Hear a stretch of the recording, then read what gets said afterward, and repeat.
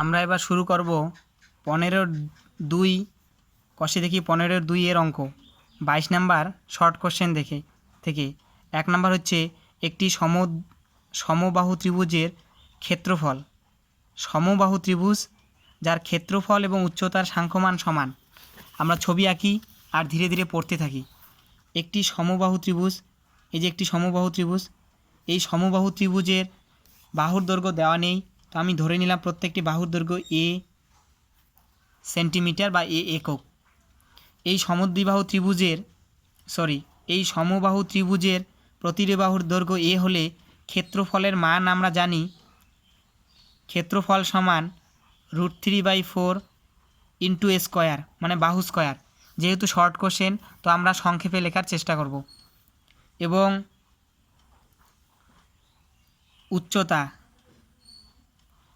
উচ্চতা সমান √3/2 ইন্টু এ। শুধু একটা কাজ করা যায়, এখানে লেখা যায় যে ধরি প্রতিটি বাহুর দৈর্ঘ্য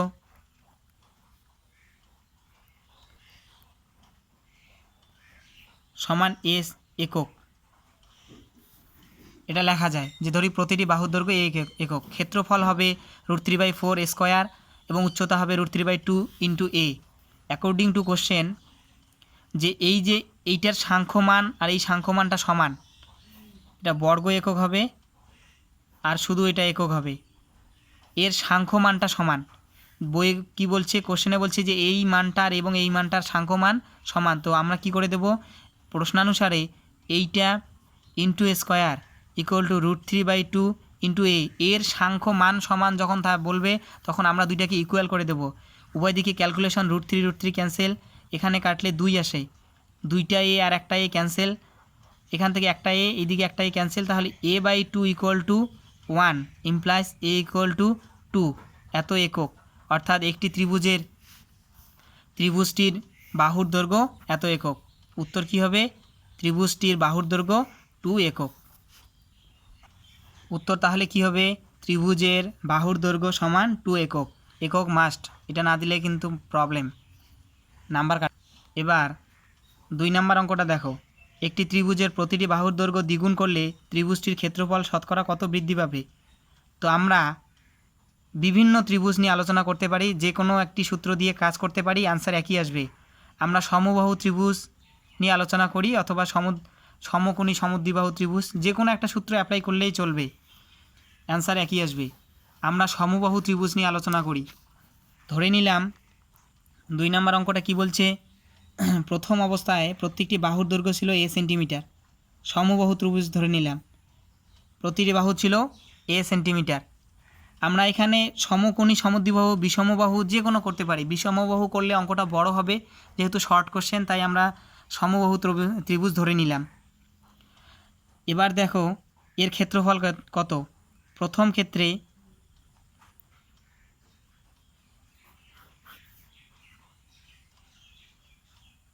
ত্রিভুজের ক্ষেত্রফল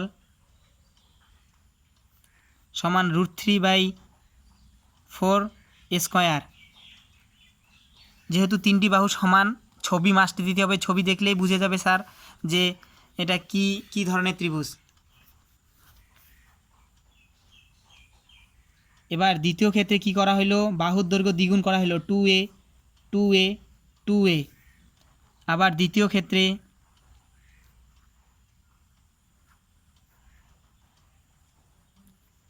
ক্ষেত্রফল সমান √3/4 ইন্টু 2a তার হোল স্কোয়ার। কারণ বাহুর দৈর্ঘ্য আগে ছিল এ, তো স্কোয়ার, এখন 2a, তো 2a স্কোয়ার। আমরা একটা কথা শুধু লিখতে পারি, ওই যে প্রথমে ধরি প্রথম অবস্থায়, এখানে যেহেতু দুইটা অবস্থা, প্রথম অবস্থায় প্রতিটি বাহুর দৈর্ঘ্য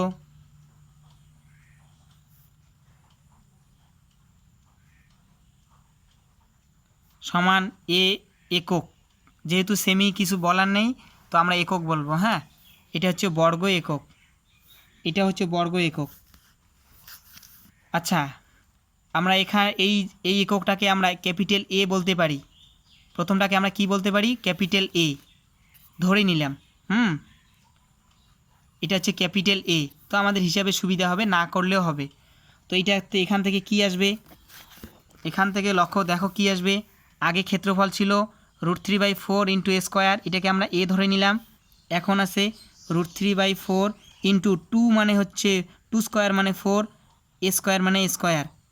এবার এই 4টাকে আমি সামনে নিলাম, লেখা যায় √3/4 ইন্টু এ স্কোয়ার। এবার দেখো এই জিনিসটাই ছিল এ, মানে আগের ক্ষেত্রফল, তাহলে বর্তমান ক্ষেত্রফল হচ্ছে 4a, অর্থাৎ আগের থেকে 4 গুণ বৃদ্ধি পেল। আগে ক্ষেত্রফল ছিল এ, বর্তমান ক্ষেত্রফল হচ্ছে 4a। সুতরাং ক্ষেত্রফল বৃদ্ধি পেয়েছে।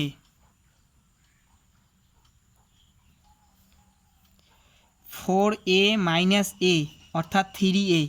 আগে ক্ষেত্রফল ছিল আগে ক্ষেত্রফল ছিল এ, বর্তমান ক্ষেত্রফল 4a, সুতরাং বৃদ্ধি পেয়েছে 3a।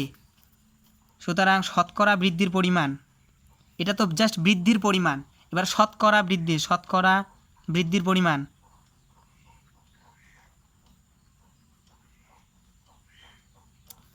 সমান, সূত্রটা আমরা একবার লিখে দেই, তোমরা ডাইরেক্ট লিখে দিবে যে বৃদ্ধির পরিমাণ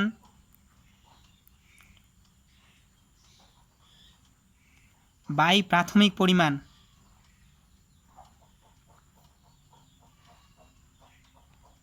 ইন্টু 100%। এটা শতকরা বৃদ্ধির পরিমাণের ক্ষেত্রে বৃদ্ধির পরিমাণ বাই প্রাথমিক পরিমাণ ইন্টু 100%। বৃদ্ধির পরিমাণ ছিল 3a, প্রাথমিক পরিমাণ ছিল a, ইন্টু 100%।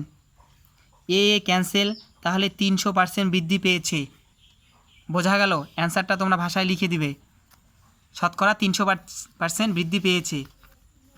অঙ্কটা শর্ট কোশ্চেন হলো একটু বড়, আরও যদি অন্য প্রসেসে করা যেত আরও বেশি বড় হইতো। এটা যদি সমকোণী ত্রিভুজ আমরা ধরে করতাম, হাফ ইন্টু ভূমি ইন্টু উচ্চতা, এইটা ধরলাম, যদি ধরে করতাম তো ছোট হইতো একটু। তো দেখো ব্যাপারটা কি হলো, প্রথমে আমরা ধরে নিলাম প্রতিটি বাহুর দৈর্ঘ্য এ। প্রথম ক্ষেত্রে ক্ষেত্রফল হচ্ছে যে মানটা বের হলো সেটাকে আমরা এ ক্যাপিটাল এ ধরে নিলাম। আবার দ্বিতীয় ক্ষেত্রে ক্ষেত্রফলটা বের হলো যা, সেটা ইকুয়ালটা আসলো 4a। প্রথমে ছিল এ, পরে হচ্ছে 4a, সুতরাং বৃদ্ধি পেল 4a মাইনাস এ অর্থাৎ 3a বৃদ্ধি পেল। সুতরাং শতকরা বৃদ্ধির পরিমাণটা আমরা এইভাবে লিখব যে বৃদ্ধির পরিমাণ বাই প্রাথমিক পরিমাণ ইন্টু 100%, ক্যালকুলেশন করলে 300% বৃদ্ধি পাবে। আশা করি বুঝতে পারছো। এইবার আমরা 3 নাম্বার অঙ্কটা করব। একটি ত্রিভুজের প্রতিটি বাহুর দৈর্ঘ্য 3 গুণ করলে ত্রিভুজটির ক্ষেত্রফল শতকরা কত বৃদ্ধি পাবে? আগেরটার মতোই সহজ ব্যাপার, যে প্রথমে ছিল প্রতিটি বাহুর দৈর্ঘ্য এ, এবার হচ্ছে প্রতিটি বাহুর দৈর্ঘ্য হচ্ছে 3a। কত হবে? 3a। তো প্রথম ক্ষেত্রে আমি সংক্ষেপে লিখে দিচ্ছি, পরীক্ষায় তোমরা এইভাবেই লিখবে, এই অঙ্কটার মতো করে করবে। আগের অঙ্কটা আমি বেশি করে লিখেছি, তো তোমরা এইভাবে করবে। প্রথম ক্ষেত্রে ক্ষেত্রফল, ভাষা লিখতে হবে না, ওরা বুঝে যাবে, এইটা এ, এইটা 3a, সব বুঝে যাবে টিচার। প্রথম ক্ষেত্রে ক্ষেত্রফল সমান √3/4 ইন্টু এ স্কোয়ার, এটাকে আমরা এ বলবো। দ্বিতীয় ক্ষেত্রে ক্ষেত্রফল সমান √3/4 ইন্টু, এখানে এ ছিল বাহুর দৈর্ঘ্য, তাহলে এ স্কোয়ার, এখানে 3a, তাহলে 3a তার হোল স্কোয়ার হবে, ইকুয়াল টু দেখো √3/4 ইন্টু 9 স্কোয়ার বর্গ একক। হ্যাঁ, এটা বর্গ একক লিখতে হবে, এবার 9 ইন্টু √3/4 ইন্টু এ স্কোয়ার সমান 9a, মানে এই জিনিসটাই তো এ ছিল এখানে, এই মানটাই এখানে এ ছিল। সুতরাং ক্ষেত্রফল বৃদ্ধি পেয়েছে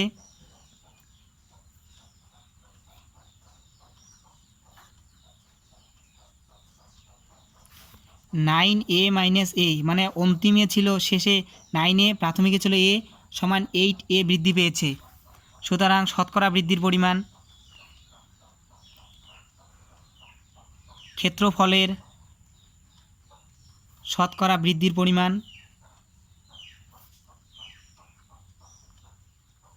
সমান, একবারে আমরা লিখে দেব যে বৃদ্ধির পরিমাণ বাই প্রাথমিক পরিমাণ ইন্টু 100%, আমাদের ওইটা না লিখলেও চলবে, 800%, এটাই অ্যান্সার ভাষায় লিখে দেবে, এটা মাস্ট।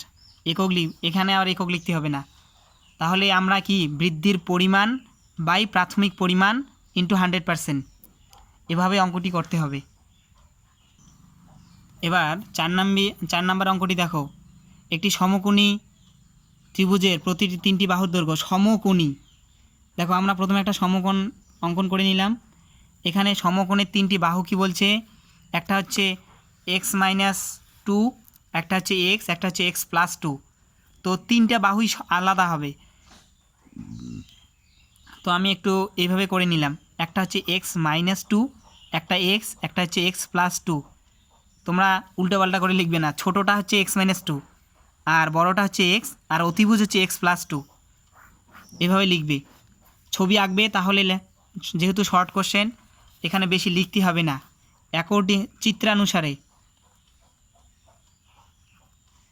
চিত্রানুসারে লম্ব স্কয়ার প্লাস ভূমি স্কয়ার ইকুয়াল টু অতিভুজের স্কয়ার একবারে লিখে দিবে।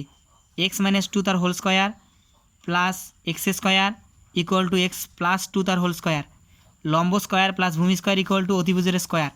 ক্যালকুলেশন যে যত তাড়াতাড়ি পারবে তার কাছে সেটাই ভালো। x² - 4x + 4 + x²।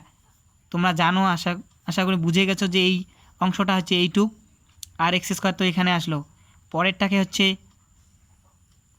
ভাঙাইলে এরকম আসবে। তো আমরা ক্যালকুলেশন করব। দেখো এই যে +4, এই +4 ক্যান্সেল, তাহলে এখানে আছে হচ্ছে 2x², আর এই দিক থেকে একটা x² আসবে, আর এই 4x এইদিকে আসলে হবে -8x = 0। এখান থেকে আসবে x² - 8x = 0 implies x = x × x - 8 = 0। এখান থেকে তোমরা x এর মান একটা 0 পাবে, আর একটা হচ্ছে x = 8 পাবে। এটা গ্রহণযোগ্য নয়, এটা লিখতে হবে না। আচ্ছা, লিখে দিলেও পারবে যেটা, কারণ x = 0 হলে কোনো ত্রিভুজটি একটা দৈর্ঘ্য প্রস্থ উচ্চতা যদি 0 হয়ে যায়, দৈর্ঘ্য 0 উচ্চতা 0, তাহলে ত্রিভুজ একটি তৈরি হবে, কিন্তু ত্রিভুজটি একটি বিন্দুতে পরিণত হবে। হ্যাঁ, এখানে একটি বিন্দুর মধ্যে একটি ত্রিভুজ অঙ্কন করা যায় যার দৈর্ঘ্য প্রস্থ উচ্চতা সব কিছুই 0। তো আমাদের এটা অ্যাকসেপ্টেবল নয়, তাহলে x এর মান হচ্ছে 8। সুতরাং অতিভুজের দৈর্ঘ্য কত? অতিভুজ সমান 8 + 2, কারণ দেখো অতিভুজটা কত ছিল, x+2, তাহলে x+2 মানে 8 + 2 = 10, কিরে 10 সেমি।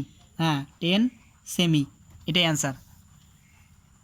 কিছুই না, আমাদের একটি সমকোণী ত্রিভুজ আঁকতে হবে যার ছোট বাহুটি x-2, বড় বাহুটি x, অতিভুজ হচ্ছে x+2। আমরা চিত্রানুসারে, এখানে তোমরা পিথাগোরাসের কথাটা বলতে পারো, পিথাগোরাসের উপপাদ্য থেকে পাই। হ্যাঁ, পিথাগোরাসের সূত্র থেকে পাই, লম্ব স্কয়ার প্লাস ভূমি স্কয়ার এগুলো অতিভুজ স্কয়ার। ক্যালকুলেশনটা নিজের মতো করবে। x এর মান দুটি আসবে, একটি 0, একটি হচ্ছে 8। 0টি x গ্রহণযোগ্য নয়, x এর মান তাহলে 8। সুতরাং অতিভুজের দৈর্ঘ্য হচ্ছে অতিভুজ সমান 8 + 2 = 10। এইবার দেখো আমরা 22-এর লাস্ট অঙ্ক 5 নম্বর অঙ্কটি করব। একটি সমবাহু ত্রিভুজের উচ্চতার উপর একটি বর্গক্ষেত্র অঙ্কন করা হলে ত্রিভুজ ও বর্গক্ষেত্রের ক্ষেত্রফলের অনুপাত কত? ভালো কোশ্চেন এবং ধারণা ভিত্তিক কোশ্চেন। একটি সমবাহু ত্রিভুজ কাকে বলে? যে ত্রিভুজের 3টি বাহু সমান। ধরে নিলাম প্রত্যেকটি বাহুর দৈর্ঘ্য a, ভাষা না লিখলেও হবে। সুতরাং ত্রিভুজের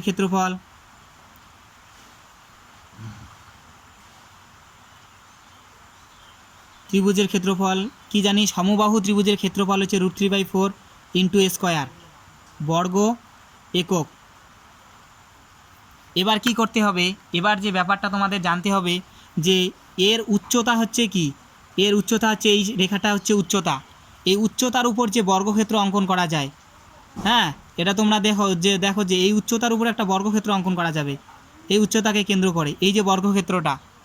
তো বর্গক্ষেত্র যদি আমরা কি করব? প্রথমে উচ্চতার দৈর্ঘ্যটা নির্ণয় করলে আমরা এই বর্গক্ষেত্রের ক্ষেত্রফল পাবো। সুতরাং ত্রিভুজের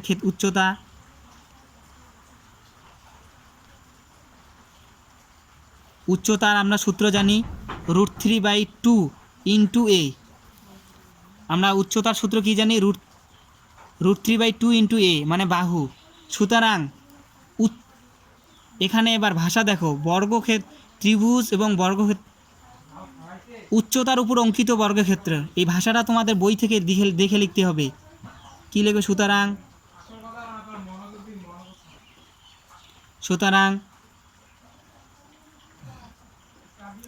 উচ্চতার উপর সমবাহু ত্রিভুজের উচ্চতার উপর অঙ্কিত বর্গক্ষেত্রের ক্ষেত্রফল সমান, এই যে বর্গক্ষেত্রটা আমরা পেলাম, এই বর্গক্ষেত্রের প্রত্যেকটি বাহুর দৈর্ঘ্য হচ্ছে √3/2 × a, প্রত্যেকটি বাহুর দৈর্ঘ্য। আমরা জানি বর্গক্ষেত্রের ক্ষেত্রফল ইকুয়াল টু হচ্ছে বাহু স্কয়ার। এবার বাহুর মানটাই হচ্ছে √3/2 × a, এইটা হচ্ছে বাহুর মান। তো বাহুর মানকে যখন আমরা স্কয়ার করব তখন আমরা বর্গক্ষেত্রে, এই যে বর্গক্ষেত্রটার ক্ষেত্রফল পাবো। সুতরাং নির্ণেয় অনুপাত, অথবা তোমরা ভাষা লিখে দিতে পারো, নির্ণেয় অনুপাত। আচ্ছা, ভাষা লিখে দিচ্ছি। সুতরাং ত্রিভুজ ও বর্গক্ষেত্রের ক্ষেত্রফলের অনুপাত সমান কি হবে? একটা ক্ষেত্রফল হচ্ছে এই যে এইটা, একটা হচ্ছে ত্রিভুজের ক্ষেত্রফল এটা, আর একটা হচ্ছে বর্গক্ষেত্রের ক্ষেত্রফল হচ্ছে এইটা। তো আমরা করে দেই, √3/4 × a² √3/2। আচ্ছা, এটাকে আমি ভাঙায় দিই, এটাকে ভাঙাইলে হচ্ছে 3/4²। কি হয়? এটাকে ভাঙাইলে √3² করলে 3 হয়, 2 এর স্কোয়ার করলে 4 হয়, স্কোয়ার করলে স্কোয়ার হয়। হ্যাঁ, তো আমরা এইটাকে একবারে মান বসিয়ে দিই, 3/4 × a²। আমরা এইদিকে এ আর এ কাটবো না, ক্যান্সেল করে দেব।